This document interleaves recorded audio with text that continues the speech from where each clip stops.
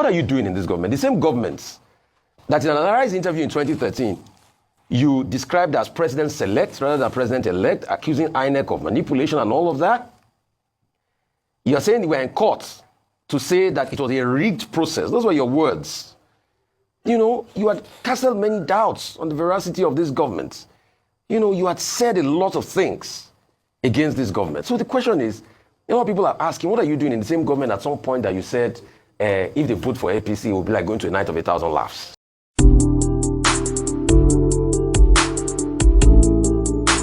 Okay guys, welcome back to the channel. Thank you so much for stopping by. Take your time and watch this interview with Daniel Bwala with me. Honestly, you will be ashamed on his behalf. His words are unbelievable, but I respect Rufai so much for giving him water throughout this whole interview.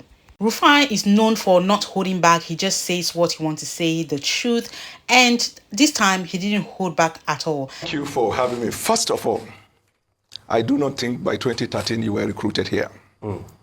As at 2013, I think sometime around 2013 was when Arise TV launched in London. And at the time, I'm not sure you were with Arise. So first premise, mentioning of 2013 is wrong. And I have been appearing on Arise TV right from UK, even before the Nigerian Arise TV station also was open. Charles Anyogolu will confirm, Andrew will confirm.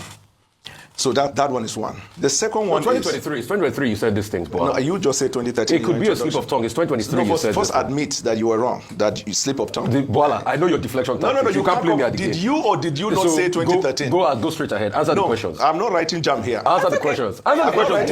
Bwala, did you say 2013 or did you not say 2013? It could have been a slip of tongue. Okay, then allow me to go ahead. The truth is, go ahead. Don't deflect. Answer the question. No, there's not. See, no, it's a deflection tactics. Go ahead. See, let me tell you what cannot happen here. Yes, what cannot happen? Is that you cannot control me or talk to me like a secondary school student. Oh yeah, go ahead. If you ask a question, answer the question and listen to the answer. Yes.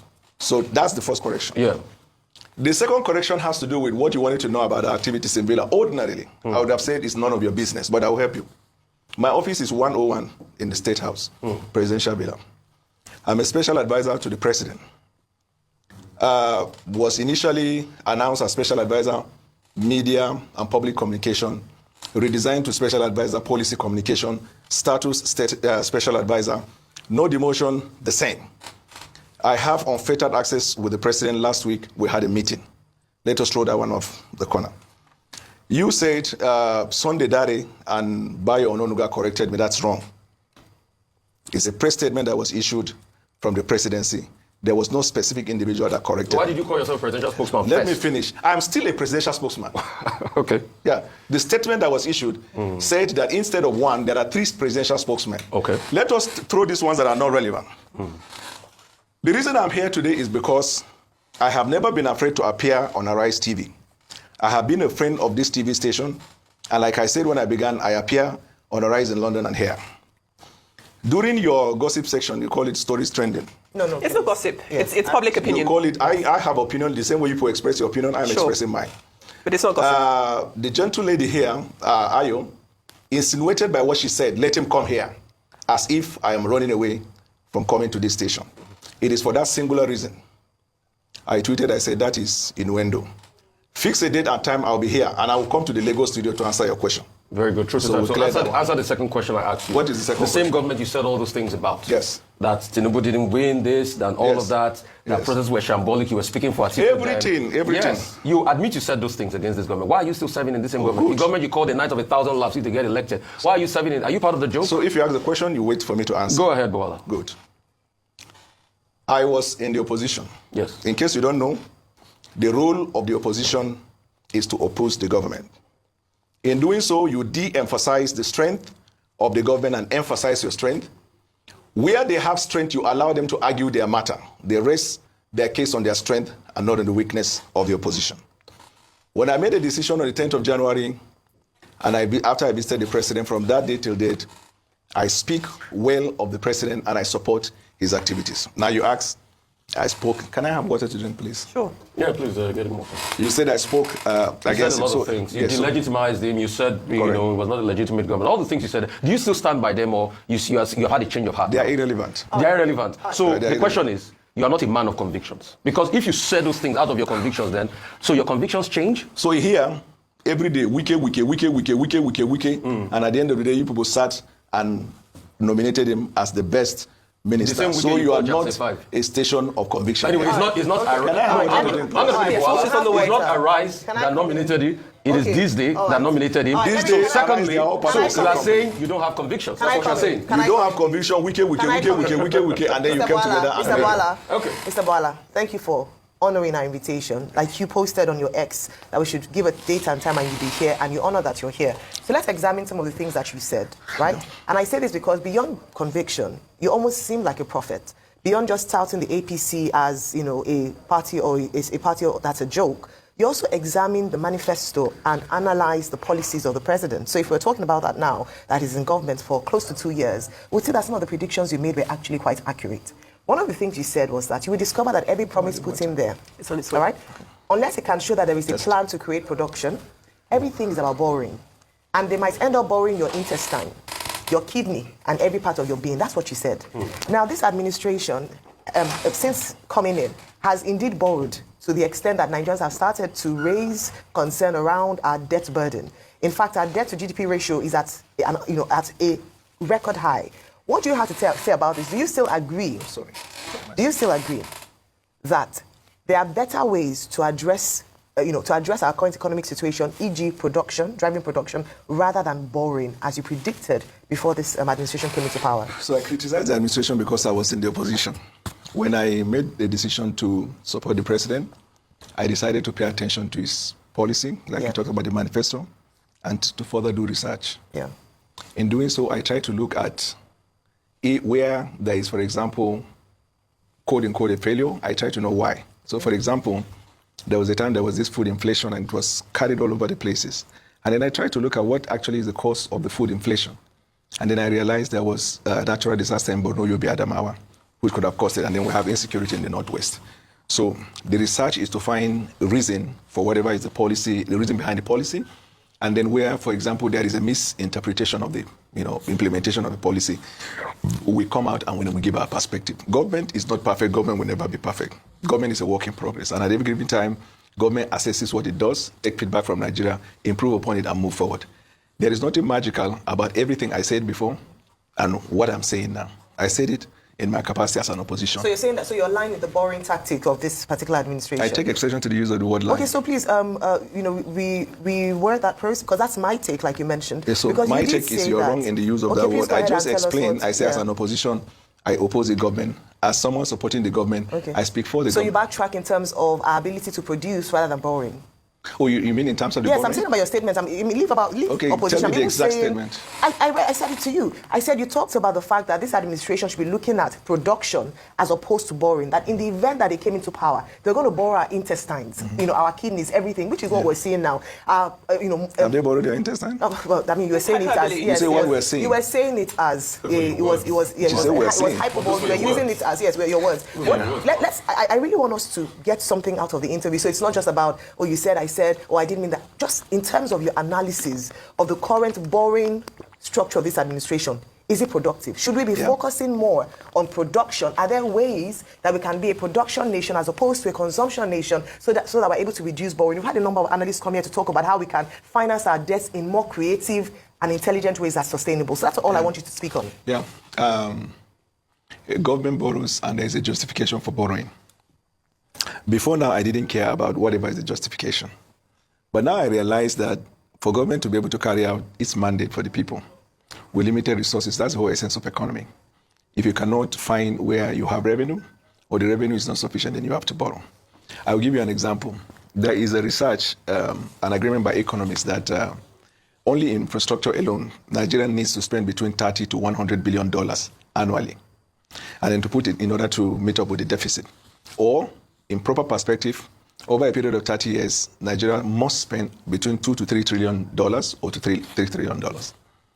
The budget of Nigeria is less than $35 billion. So definitely you see the need to borrow. When you borrow, what do you do with it is what matters. The government borrows to invest in infrastructure and also in intervention in the areas where it affects the Nigerian people. So there's a justification for borrowing. Okay, are you concerned, and before I hand over to Adifem, are you concerned about the spendings recently? I mean, the private jet, the presidential jet, the refurbishing of the vice president's home, and some of these things, the appointments of the president. A lot of people say that this can reduce the cost of governance so that we don't have to borrow to be funding recurrent revenue and instead focus on infrastructure. I hear you on infrastructure, and you're absolutely correct. But a lot of people have also said there's a lot of wastage in this government. Even the appointments, some of them are not necessary.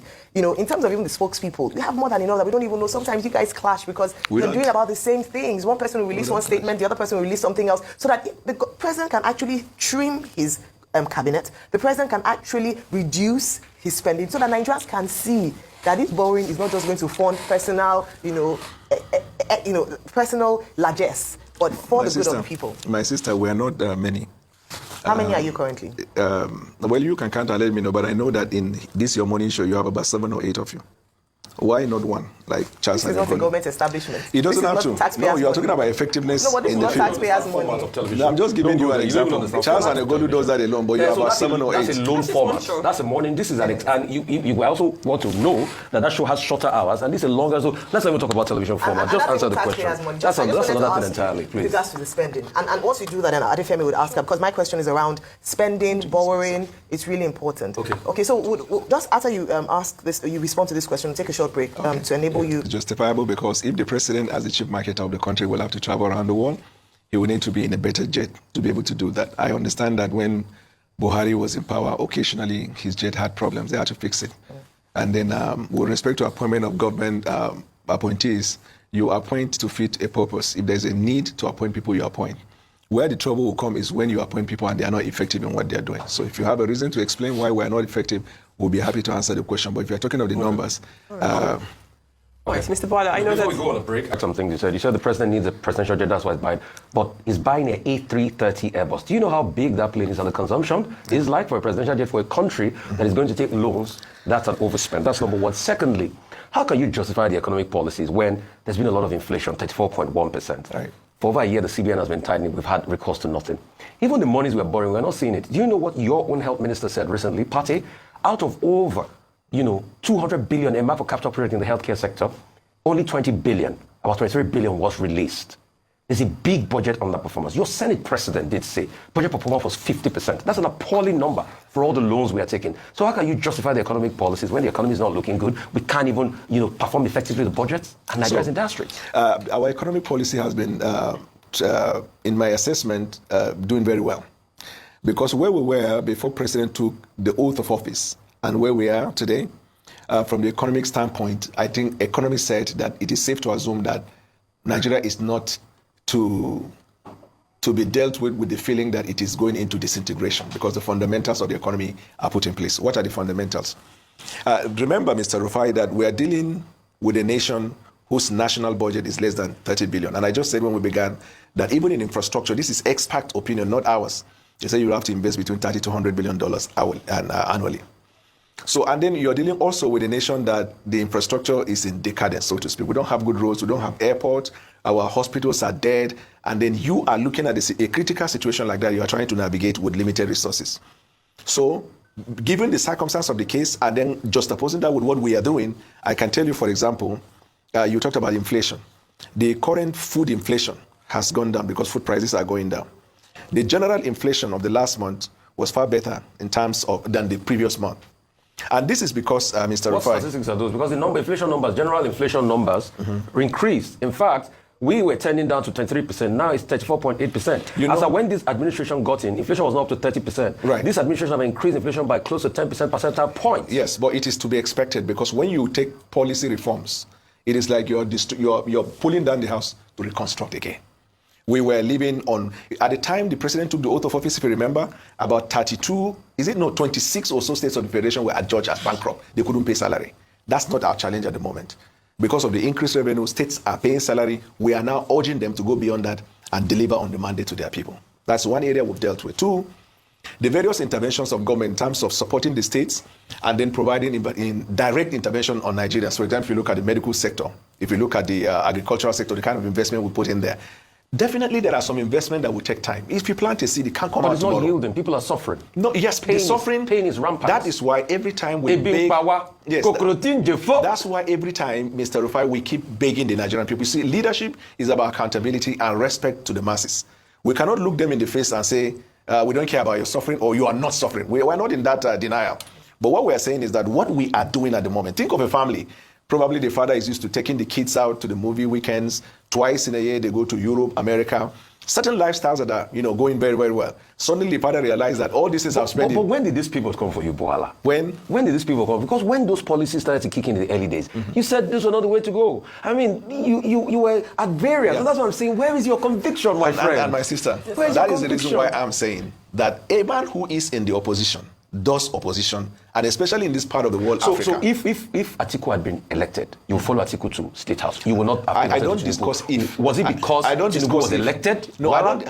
Or is it for discuss you? if. Is it an Ajib thing? Any government in power, I must just be in power. That's your opinion. It's part of those. Or your conviction. It's part of those originally Alright, you we have put to in go. your programs here that bring all the I have traffic. to go. But they are out of the fact issue question or before fact we go. relevant to the I want to fact ask a issue. question before we go. Okay. The first question is I'd like you to, since you're here, address this feelings. Okay, guys, did you see how Daniel Bwala completely embarrassed himself on national TV, guys? It was honestly disappointing to watch. But to be honest, I wasn't surprised. This is exactly how many of these hungry politicians behave. Remember when Wike boldly said that APC is cancer and PDP is malaria, and that he will never join APC, but today who is he working for? Let me remind you guys in case you've forgotten that clip. Defect or come out from PDP. Come on to go where? Things will change. We don't say it happen. I again. get malaria. Now cancer they find. Why they talk like that? I get malaria. Where they easy to treat. Now one man got cancer. Why go die immediately? Which party? APC. I have no idea talk like that. Party we don't kill Nigeria. Where we go now? Every fight one they fight my PDP, I go fight them there. If they win me, they win me. If I win them, I win them down. I need to run that, but me and no son do not fit win me. I will like that. Will fight them there. But to leave PDP, we get malaria, go APC, we get cancer. Ah. Come and the state of the cancer where they for APC. Now the fourth stage where they say doctor they talk say it they hard. In fact, when they say now first stage, make it call God say okay, it don't happen. Are you corrupt, Your Excellency? I cannot say that I'm corrupt. But I will talk say I'm not a perfect person. But if I like money, yes. If I don't get money, I will take pay my children school fees. If I don't get money, I will take pay my mama when they sick for hospital. So people when they talk say they don't like money. Now lie. The same people who condemned a party are now singing his praises. Why? Because of them. It's never really about the people. It's about their pockets. These politicians aren't just driven by greed. They are drunk on power. They will do anything to stay relevant, even if it means sacrificing the future of an entire country. They won't blink twice. When Daniel Bwala speaks, he sometimes sounds like a man of integrity. But give it time, and their true chameleon nature comes out. But here's the hard truth. I don't even blame the politicians as much anymore. I blame their die-hard supporters. We keep enabling them. We worship them like gods instead of holding them accountable. If we really want change, real lasting change, we need to wake up. We need to stop clapping for people who are clearly not working in our interest and start taking action. It's time to take the bull by the horns. So what do you think about this interview, guys? Let's hear your thoughts in the comments. Let's talk about it. Let's think for ourselves because Nigeria deserves better.